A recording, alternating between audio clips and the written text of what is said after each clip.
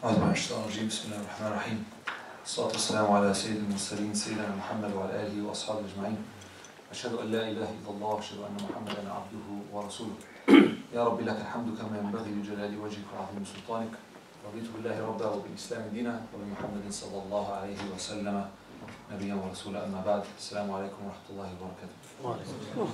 It's my honor to be here, my pleasure to be in your company. As brother Imran introduced, inshallah, I'll be talking about the fourth Imam of the fourth school, Imam Ahmad ibn Hanbal. And before I do so, it's really important to get an understanding of why this is useful for us. Why this is useful? Because the Prophet ﷺ, he would always make dua that Allah subhanahu wa ta'ala gives him ilman nafi'ah, useful knowledge. Any knowledge that you cannot put into use becomes something that you should be wary of. If the knowledge is inherently useful and you can't put it into use, then the problem is with you and you have to learn how to put it into use. If the knowledge is not useful in and of itself, and it's just one of those things where it's gossip or hearsay or EastEnder type knowledge, Coronation Street type knowledge, then you should actually stay away from that. So when we hear about any of the figures before historic Islamic figures, the question you have to put into your mind is, how are you going to hear what are you going to do with what you've heard? What are you going to do with that? Is it just that you want to come here, feel inspired, and then walk away? Or is it that you want to come here and feel that, okay, well, we're not so bad. We've had some decent people in our history. Yeah, I can feel good about myself. Or are you going to say, what was it he did, and how can I implement something similar? I'm hoping there's the third option, where you're looking at, okay, this is what he did, this is what his mother did, this is what his friends did, this is where he traveled, this is what he did, etc., etc., and then you proceed. With regards to ijtihad, this is really important. Some people did ijtihad that the doors of ijtihad should be closed. Ijtihad is when someone of sound knowledge strives against his own limitations, against his own current view of things, to find a solution to a problem, and that solution doesn't exist. And so the mujtahid has to look with fresh eyes at the same content that's always been there, the Quran and the Sunnah, the Ijma', Qiyas, etc., the tools that we have to look at the Quran and the Sunnah. But the mujtahid looks at it in a way that is befitting of the Quran and Sunnah, but also befitting of the reality that he or she lives in. Now, you'll hear this term mujtahid mutlaq, that he is a mujtahid without bounds.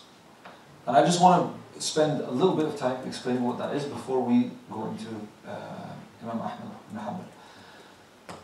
Let's say that someone is 100% mujtahid mutlaq. Mujtahid mutlaq means that he can look into the text in the Quran and the Sunnah and come up with his own rulings. He doesn't have to follow what Imam Shafi'i said, what Imam Hanifa said, anything like that. But practically speaking, okay, let's say I'm a mujtahid mutlaq, I'm not. Just for the sake of the argument, the example. So now I have the Quran and I have the Sunnah, all of this in front of me. But I have 4 hours left before Dhuhr comes into play. Okay? I have 4 hours left before Dhuhr comes into play. What am I going to derive from the Quran and the Sunnah? And do I have 4 hours? Is that enough for me to derive how to make wudu, the timing of dhuhr, and anything other details? Is that enough for me, my lonesome, to go through all of that? It's not. It's not. Okay, then I've done that. Now Asr is coming through. I'm going to start the same thing for Asr, then Maghrib, then Isha. Then there's all the issues to do with women's fiqh. Then there's all the issues to do with business. Then there's all the issues to do with everything. Clothes, manners, getting married, divorce, everything. So even if someone is mujtahid mutlaq, theoretically, no one has the capacity by himself to go through all of the fiqh and regenerate it by himself. No one has that capacity. I mean, you look at Imam Hanifa, he didn't do that. He had his students carry on using his usul. When you look at all of them, Malik, Shafi'i, Ahmad ibn Hanbal, you see exactly the same thing. You see exactly the same thing. No one sat there going, okay guys, I'm going to start from scratch now. No, you find that Imam Shafi'i studied Maliki fiqh, studied under Malik and followed the Maliki fiqh, and then as he's going, bit by bit, he's looking through each and everything and he's making his own ijtihad. Same thing happened with the Imam we're going to be talking about today, Imam Ahmad ibn Hanbal, who studied Shafi'i fiqh. And then with time, changed some things according to his view, according to his ability to look at the text. Does that make sense? I mention this because of the humbleness that one who is practical, because remember it's useful knowledge, practical knowledge. If you're impractical about these things, when you hear something, oh yeah, he's mujtahid mutlaq, mashallah, he didn't need to listen to anyone. No, this is not someone who has looked into the text and realizes, whoa, okay, I've got 20 minutes before the salah, what am I going to do? Okay, I'm going to have to be muqallid, I'm going to have to follow for now until I figure out myself later. So just a word for the wise, inshallah, that we be humble. Imam Abu Hanifa, though he was the first one, he copied some of the tabi'een. He copied their fiqh, and then slowly he added from different angles. The thing that Imam Ahmad ibn Hanbal was most famous for was the mihna that he went through. I'll talk about when he was born, etc., but it was the mihna that he went through, the trial. And one of his famous quotes was, because you see in Islam, the Prophet ﷺ, he said that my ummah has been absolved of sin under 3 circumstances. If they forget, if they are unmindful, okay, in other words, sleeping or unconscious, etc., or if someone is pressuring them, coercing them to do something. And so we know that if someone is coercing you to say kufr, something kufr with a gun, he's going to kill you or something like that, it's permissible for you to utter the kufr so long as your heart is 100% stable in Islam. It's okay to utter that with your tongue, because of this hadith. The ruler at the time wanted to enforce a Mu'tazili, and we won't go into details, it really is unimportant for the scope of what we're talking about, but he wanted to enforce a viewpoint that said that the Quran was created, that the word of Allah was created, as opposed to the word of Allah is the word of Allah, and that's it, simple. Okay? Was it created or not? And then there are other implications that come from this. If you say that it was created, then there are other implications, and bit by bit we break the camel's back, and Islam bit by bit deteriorates. So he said no. Now, a lot of the other scholars, they said we are coerced. We're getting beaten, we're getting tortured, we'll just say yes. We are being coerced. But Imam Ahmad ibn Hanbal, he said, if I stay silent, and you stay silent, then what will happen to the truth? And how will the people know? What will happen to the truth, and what will the people know? And so, if there is a lesson to take from this historical figure that we're going to be discussing, it is Amr al-Ma'ruf wa Nahy al-Munkar. The responsibility, the individual responsibility for Amr al-Ma'ruf wa Nahy al-Munkar. When we look at what's happening now, how is it that a country like Egypt, with 90 million people, can be subjugated by one man and 70,000 troops? How is that possible? Because each one is passing the buck to the next guy. This is how it's possible. How is it possible that in Bangladesh they can do what they're doing? Because everyone's passing the buck, not me, not me, not me, not me. But Imam Ahmad would not pass the buck. He was the final guy. And he could have used fiqh, he could have, loopholed his way out of it. And said, this is ikrah, this is coercion, I will not be sinning on the day of judgment. Possibly individually he would not be, but the whole ummah would be sinning. Because no one is saying the truth. It's fard kifaya now. Someone has to do it. And the reward for him saying the truth, when no one else would say the truth, he gets rewarded the reward of the entire ummah. Because it's fard kifaya. While everyone else was cowering away, he stood. And he faced what was happening. The Prophet ﷺ, he says, if one of you sees something, a munkar, that needs to be changed, he should change it with his hands. By the way, the sequence of this hadith is critical. It's critical. And we do it the other way. And I'll make note of that and why. If you see something needs to be changed, change it with your hands. If he or she is unable, then they should speak up against it. And if he or she is unable, then the very least that they can do is hate it with their hearts. And this is the lowest of Iman. The lowest of Iman. Now, the question here is, if you see something and you change it, do you still get to feel bad about it? No, because it's changed. Does that make sense? It's changed. But today, the thing we tell each other to do is, brothers, when you see something wrong, feel bad. Why are you telling me to start at the bottom of the thing? The Prophet didn't say start at the bottom and build your Iman up. He says start at the top, and if you fail, then you come to the next one. And if you fail, then you do the least bit. But you don't start at the bottom. You don't start at the bottom, you don't feel bad. That's not where you start. You start by, you see something wrong, you go fix it. If you fail or you're unable to, or you trying to fix it is going to cause it to be even worse, then you speak up against it. If the process of speaking up against it is going to fail, or you fail, or speaking up against it is going to make it worse, most likely, probability-wise, then you are excused and you stay quiet, but you hate it with your heart. But this lets you know that you have the least Iman. Look at this. There's something here, there's a very, very subtle thing.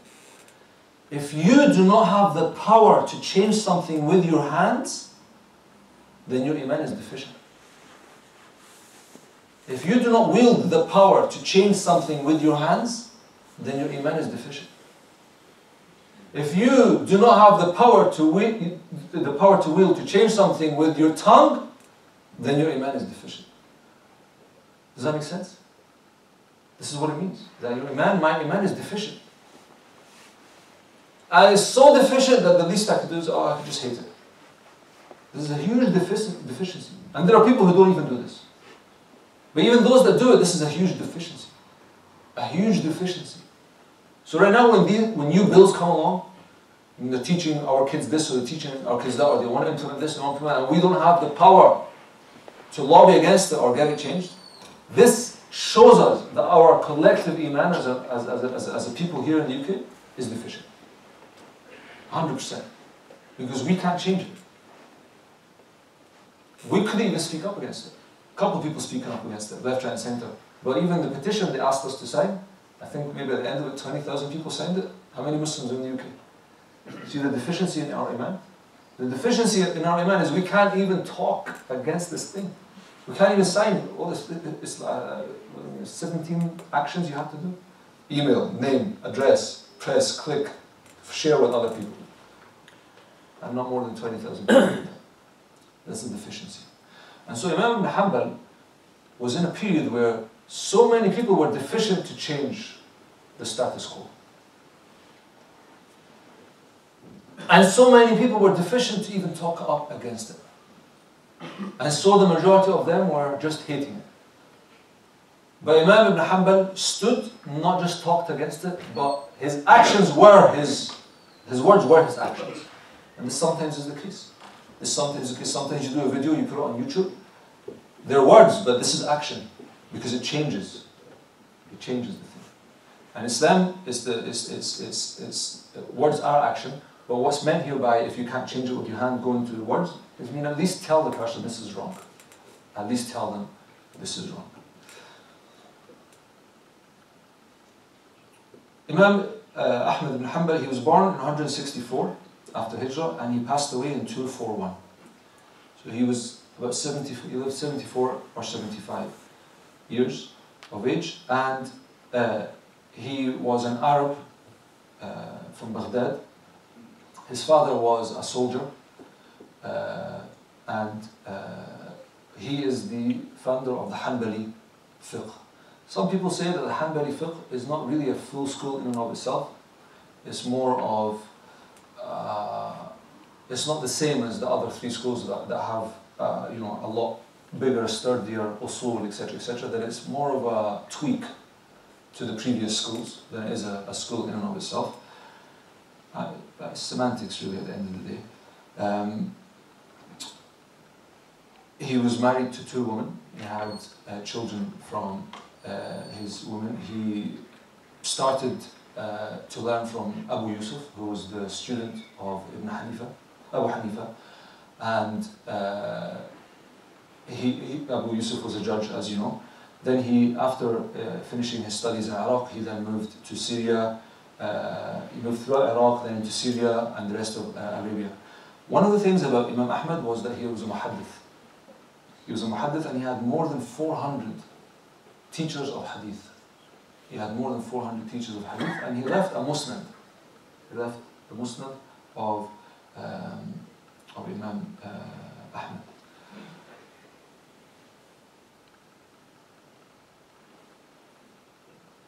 One of the things that you find about the after Imam Shafi'i onwards, is that the fiqh of these 2 schools, the Shafi'i and the Hanbali, are more in tune with more of the hadith of the Prophet ﷺ, because of Bukhari, because of Muslim, and because also the Shafi'i fiqh, very much when he brought his book Al-Umm, and he started to talk about usul, he started to talk about how we take from the Quran and from the Sunnah, and how these 2 things must not contradict one another, and if they do, we go to the one that is stronger, we go to Quran, if not, then we go to the Mutawatir Hadith, etc., etc. So you find that the Hanbali school is very much a muhaddith type of a school. It's the hadith, they take into account the hadith. So for example, if Imam Ibn Hanbal finds that the Prophet ﷺ, there's a correct hadith about him doing this, and a correct hadith about him doing that, okay? He will do all of them. He won't say this one over that one. He will do all of them. So for example, if he finds that, and this is an example of just, this is an example of his school, but for example, the Prophet ﷺ used to do wudu 3 times on each limb. But also he used to do it once sometimes, and also he used to do it twice sometimes. So a muhaddith would make sure that he did it 3 times, sometimes, make sure he did it twice sometimes, make sure he did it once sometimes, make sure he did it 5 times sometimes, because there was no limit to it either. Because he's reviving, he's bringing to life the sunnah of the Prophet ﷺ. And this is what you find in the school, or the way of Imam Ahmad ibn Hanbal. That he didn't say, well, this is the way to do it, if there was more than one sahih hadith that showed us how things were to be done. When he was about to be flogged by Al-Mu'tasim, he was shaking, he was quivering, he was very, very afraid. And there was a thief next to him. And the thief spoke to him, I can't remember his exact words, but he said something to the thing of, Ya Imam, you are a great Imam, and you are doing something bigger than what we've ever done. I'm a thief, right? And I'm going to get flogged, and it's going to end. You're an Imam. You shouldn't feel like this. Yeah? Just get over and done with. What you're doing this for is far greater than the fear that you should feel. And this gave him the courage. And subhanAllah, وَمَا يَعْلَمُ جُنُودَ رَبِّكَ إِلَّا هُ. You don't know the soldiers of Allah subhanahu wa ta'ala, those that act on his behalf. Only Allah knows. This guy's a thief. And look, he was sent by Allah subhanahu wa ta'ala to advise Imam Ahmad. And he was flogged until he fell unconscious. And he was flogged very, very badly. And then he was asked to leave Baghdad when Al-Wathiq came into power. And then after that, when Al-Mutawakkil came into power, he was excused somewhat and led back into Baghdad. If it was not for Imam Ahmad ibn Hanbal and the likes of those whom, you see, Allah subhanahu wa ta'ala sometimes tries you by taking all of your power away. All of your power away. And what you're left with is only sabr. The only thing you're left with is patience. You may be, there's inheritance that is to be passed down from your father. And your uncles misuse their power. And everyone is bribed or whatever, and it bypasses you. And you have literally no power. And as a young kid, there's nothing you can, there's no sword you can wield, nothing you can change.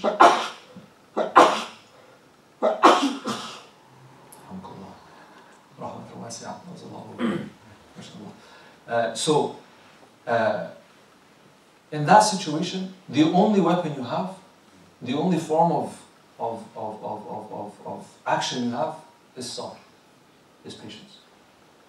Others may look at you and say, what is this fool? Why is he being patient for? Why doesn't he just quit? Why doesn't he just give up? Look, you've tried an uprising, you've tried to change the people. How long is it, since Mawdubi, Imam Hassan al-Banna, how long have we tried? How many times have we failed? How many this, how many that? What are you guys doing? What are you playing at? Yeah. Every time you tell me we're at the edge, and then you fail again. Yeah, things change, but then you're at the edge and then things, things are changing. We can see that things are changing, but why are you guys so committed? Yeah. Why are you guys so committed? But all you have is sabr. And Allah subhanahu wa ta'ala says, Inna Allah ma'a sabirin. Indeed, Allah is with the patient. And Allah subhanahu wa ta'ala always mentions success with patience. And when the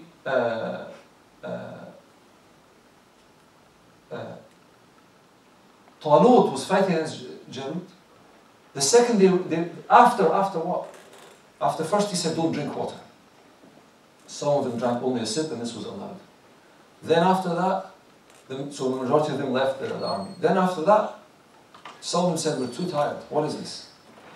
But the ones who knew that they were going to meet Allah, what did they say? They said, how many weak, small amount of people were able to stand up against a huge amount? And Imam ibn Hanbal was one guy. Against the Khalifa. Against the Khalifa and his army, and all the stooges. One guy. One guy. What did they say when the ones who knew they were going to meet Allah? They said, O Allah, make our feet steady and grant us patience. Make our feet heavy. Make it so that we don't budge or don't move. And grant us patience. You'll always find this in the Quran. Patience comes with success. Never does success come without patience. And so Imam ibn Hanbal is in a situation where the collective, we can say the collective iman of the ummah is such that the Khalifa is trying to push something that is quite blasphemous. It's a big problem, isn't it? What are you going to do? He has nothing but sabr. He has no weapon to wield except for sabr. And so the lesson here is, even if you think I have nothing, because you see, the only time you're going to be rewarded for not changing an evil is if by changing that evil you'll get a bigger evil. Imam ibn Taymiyyah, for example, when the Mongols overtook Baghdad, the Mongols would get drunk in the street and they'd just be drinking left, right and center. His students said, shall we tell them to stop drinking? Drinking is haram. He said, drinking is haram, but the second they're sober, they're going to start killing your brothers, so let them drink. Yeah? So in this situation, you're rewarded for leaving this evil. You're rewarded for leaving that evil, because you're being invaded by people. Let them dance, let them sing, because if they're not, they're going to be killers. Only in that situation are you rewarded for leaving the evil as it is. Apart from that, your sabr, you might not think it's an action. You might not think you're doing anything, but your patience is action. And success comes with patience. And so Imam Hanbal is about to be flogged. And he got flogged. And he was made unconscious. And he was about to be flogged again, and the whole of Baghdad, he awakened something within him. And there was chaos. How can you do this with Imam Ahmad ibn Hanbal, etc., etc. And he wasn't flogged. See how he awoke him? He awoke this sleeping body. He awoke him. He's the one that wakened him up. Through his what? His patience. Just through his patience.